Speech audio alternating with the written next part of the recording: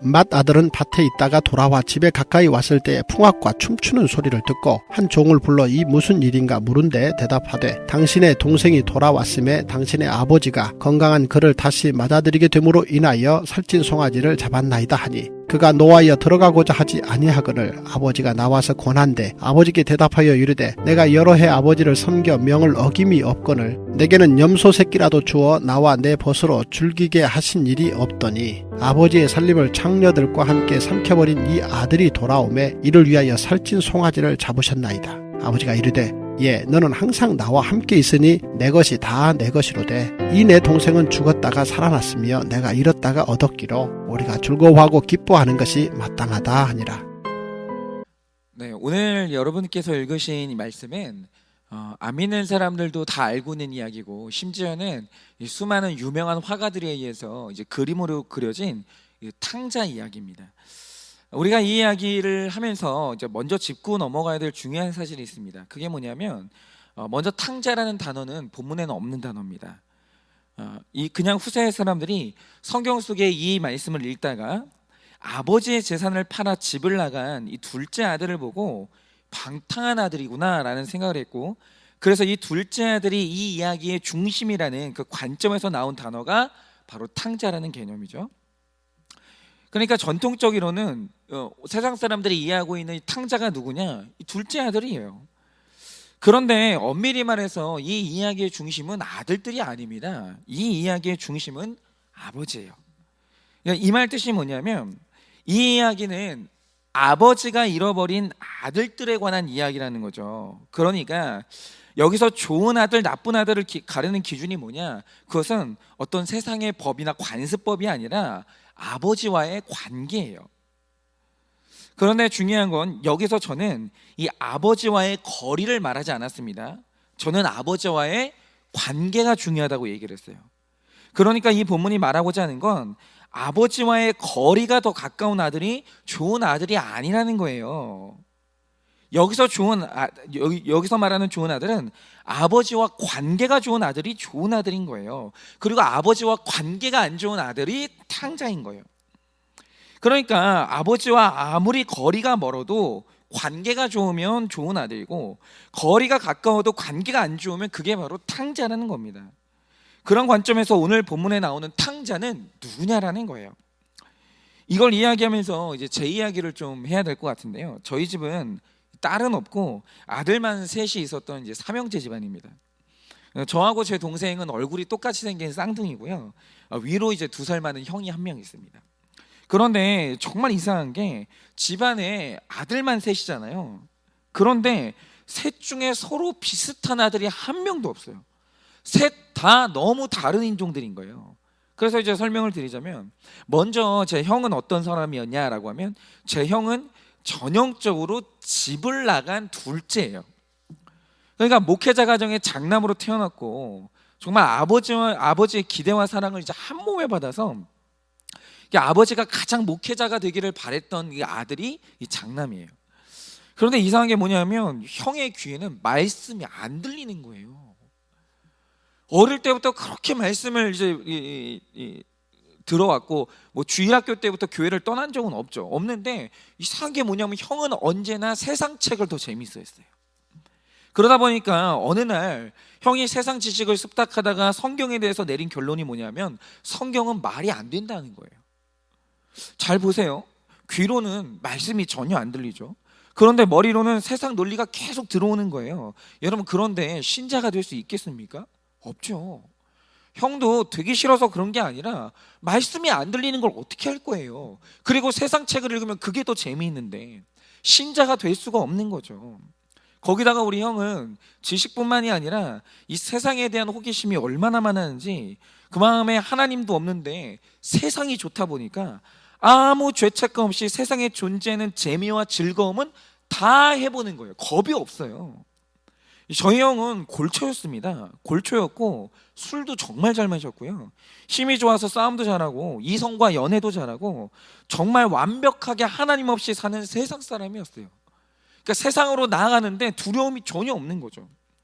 그런데 같은 부모님 밑에서 자라서 같은 교육받고 자란 형제인데 얘는 아예 세상 다른 인간이에요. 완전히. 이거 정말 너무 신기한 거죠. 얘는 아예 세상에 관심이 없어요. 그러니까 노래방을 데리고 가도 재미가 없고, 그러니까 술 담배는 아예 지옥 가는 지름길이라고 쳐다도 안 보고, 이 이성에게는 관심이 없는 것은 아니지만 자기 절제를 진짜 무섭게 했어요. 정말 무섭게. 그러면서 세상에서 얘가 유일하게 재미를 느끼는 공간이 어디냐면 그게 교회였어요. 그러니까 교회가 제일 재밌대요. 교회에서 악기 다루면서 찬양하고 있으면 그거 그렇게 즐거워했습니다. 그래서 실제로 한 번도 돈 주고 학원을 보내본 적이 없는데 자기가 찬양하고 싶어서 베이스 기타, 통기타, 피아노까지 다 독학을 해서 다룰 줄 알았던 아이예요.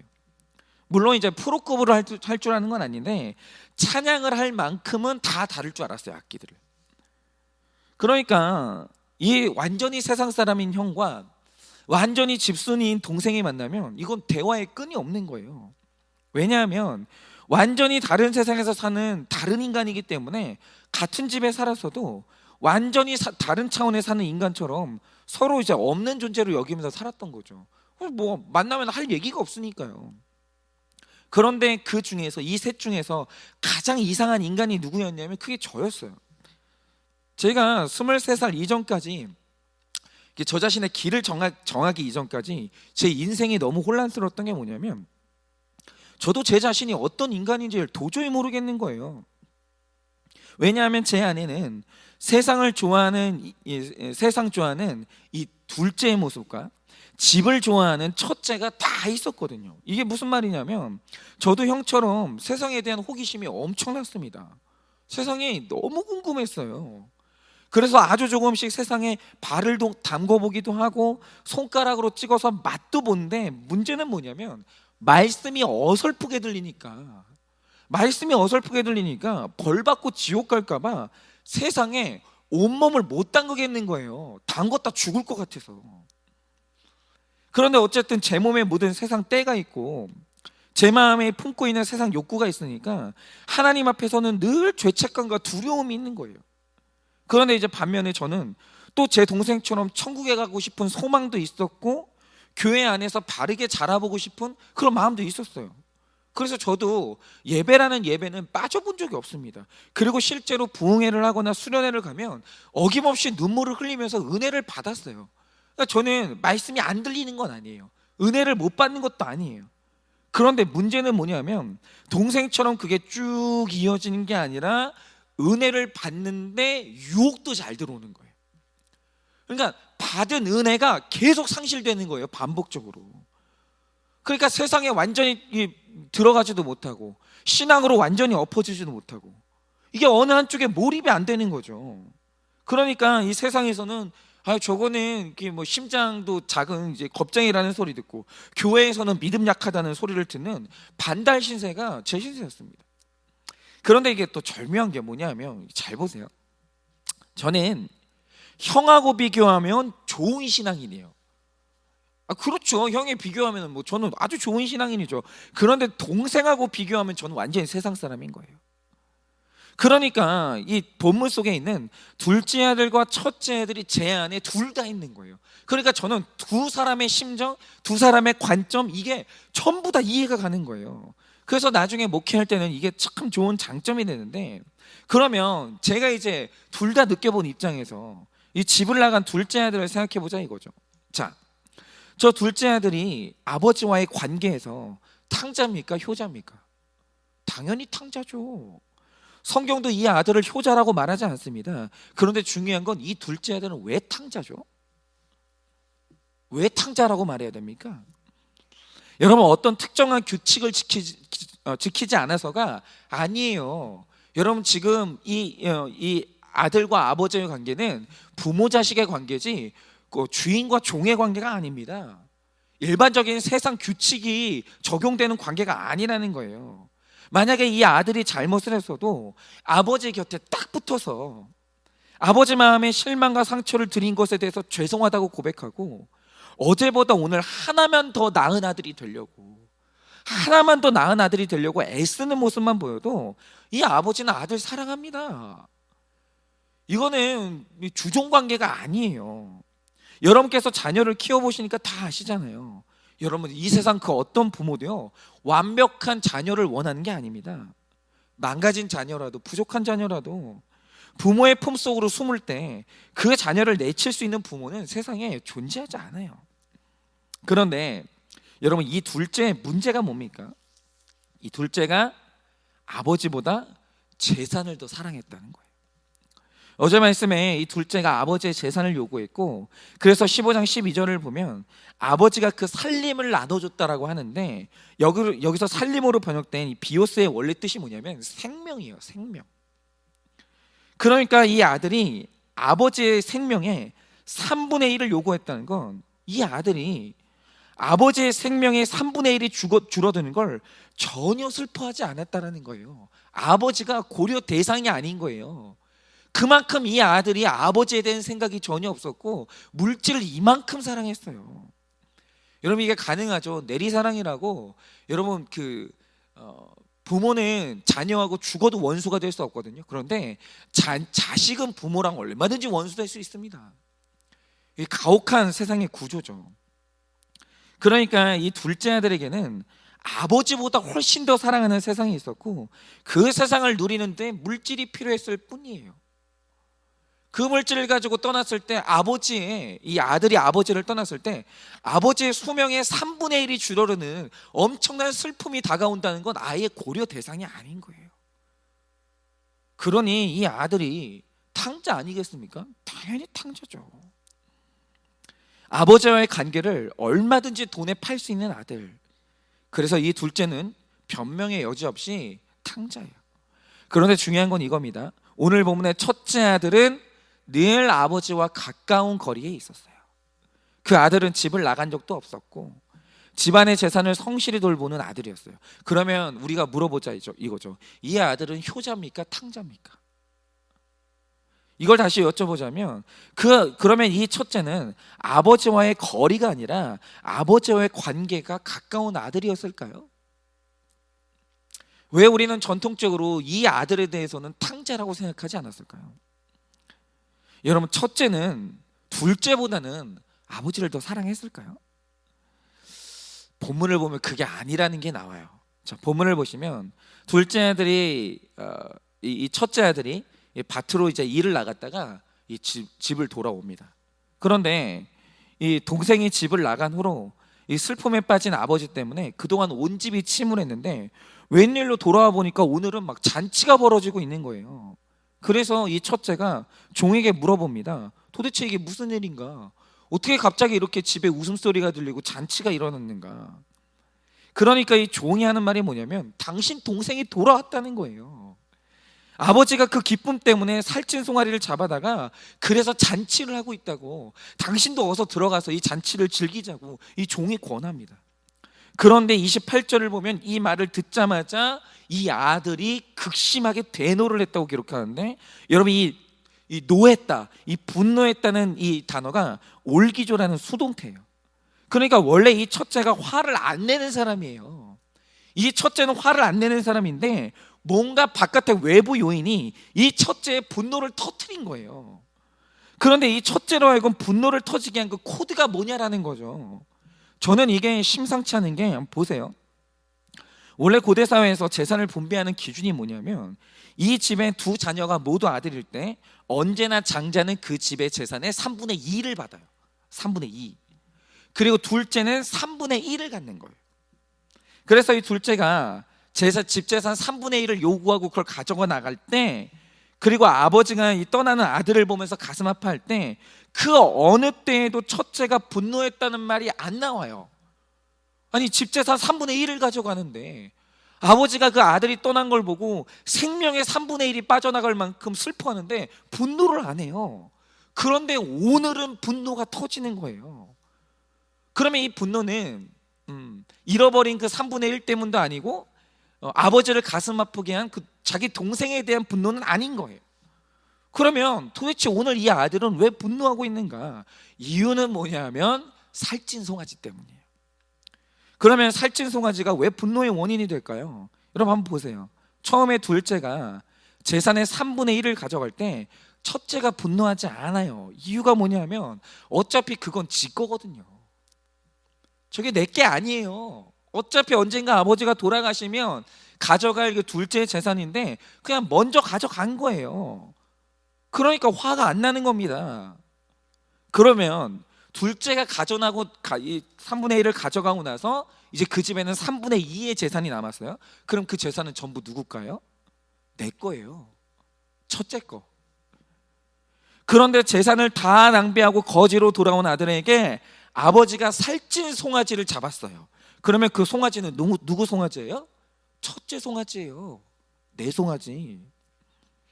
그러니까 이 첫째는 누가 내 송아지만 건드리지 않는다고 하면 둘째가 폐륜을 저질러도 상관이 없고 아버지 가슴이 찢어져도 상관이 없어요. 왜냐하면 이 아들이 사랑하는 건 살찐 송아지거든요.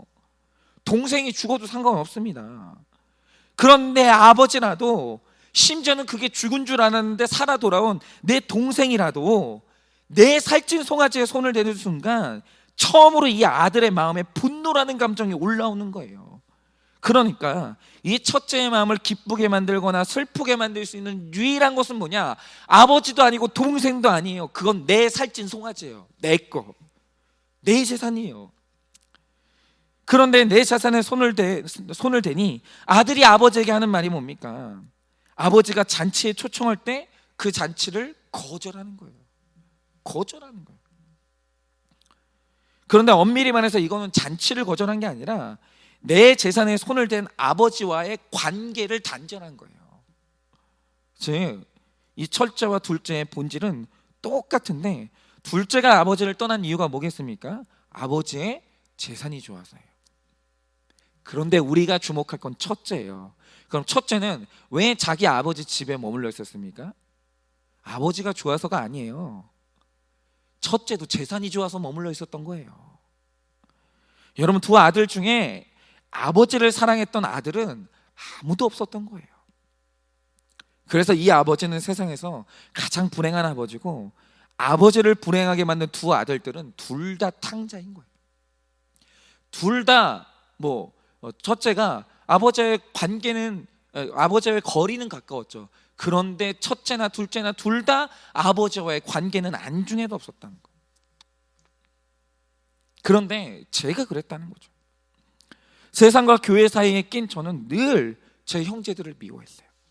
왜 미워했냐면 동생하고 있으면 늘 사람들에게 칭찬받고 하나님의 사랑을 독차지하는 것 같은 그 동생 때문에 열등감을 느끼는 게 너무 싫었어요. 너무. 왜 내가 열등감을 느껴야 되지? 왜 쟤 때문에 내가 아무리 열심히 해도 교회에서 칭찬을 못 받아야 되지?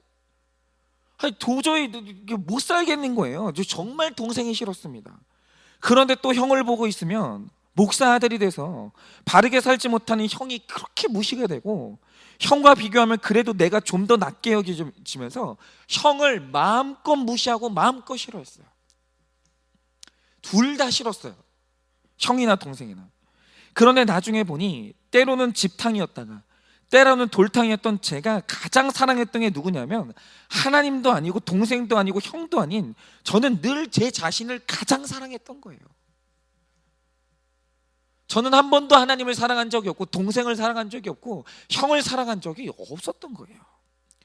그러니 제 모양이 중요한 게 아니에요. 제가 얼마만큼 교회에 머물러 있느냐, 제가 얼마만큼 밖에 나가 있느냐, 여러분 내가 세상에 있냐, 내 위치가 교회 안에 있냐 중요한 게 아니에요. 저는 단 한 번도 하나님을 사랑한 적이 없고 동생을 사랑한 적이 없고 내 형을 사랑한 적이 없었어요.